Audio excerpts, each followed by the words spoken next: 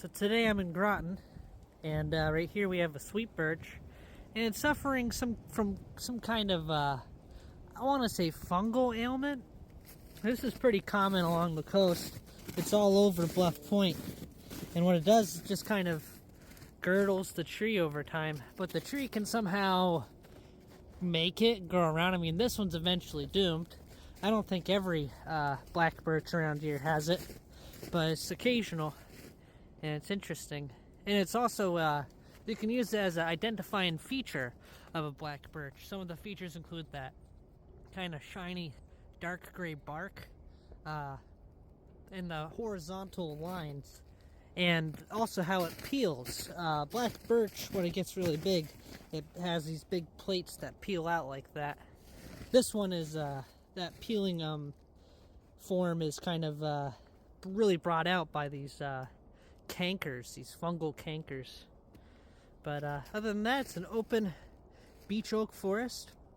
There's the Ophelia there with a little horse blanket my neighbor made me. And we got basically just glacial erratics here and there, and those little hills, those are just ledges. Like, so basically that's bedrock over there. It's either bedrock or it's like a pile of giant boulders. I'm pretty sure it's bedrock. And you know, that's just like one of many little ridges that follow around and through this woods. And when it snows like this, you typically don't have a hell of a lot to look at because there's snow everywhere.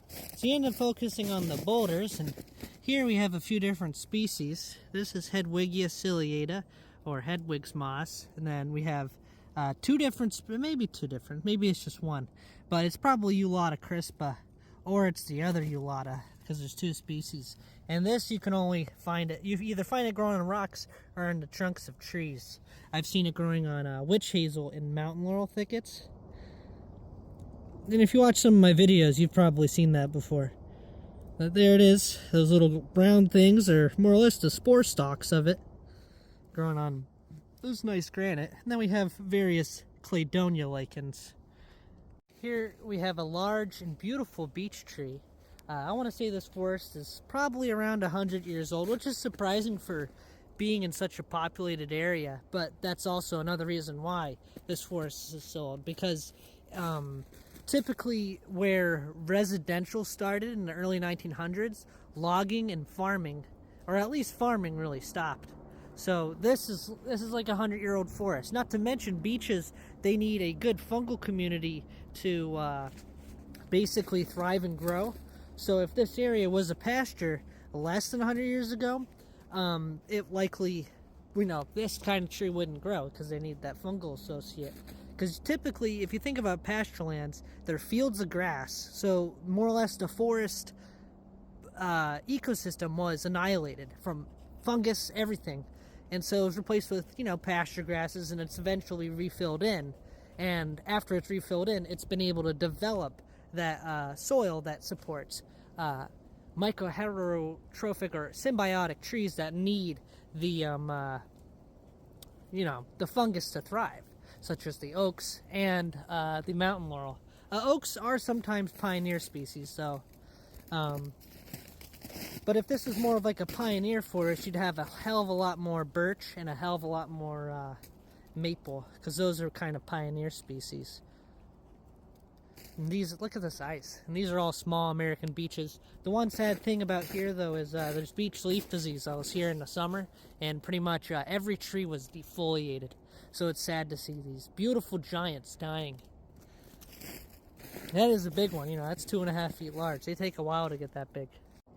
Here we have Umbilicaria mammulata, or toadskin, or not toadskin lichen. This is smooth rock tripe. This one might have the smooth toadskin lichen, which is in the genus Lasalia papulosa. It's likely on that rock over there. All through here we have Kalmia latifolia, or mountain laurel, and this marcescent light brown one, this almost orange leaf tree, is another Fagus grandifolia, another American beech. And this is how most young trees are supposed to look, with a lot of leftover leaves that hang on through the winter. Here we have a beautiful white oak, Quercus alba. Very nice. Now we're going down from a small mountain laurel slope into a plethora of lowland. And my dog's gonna see if it's a swamp or not. I don't think it's too swampy.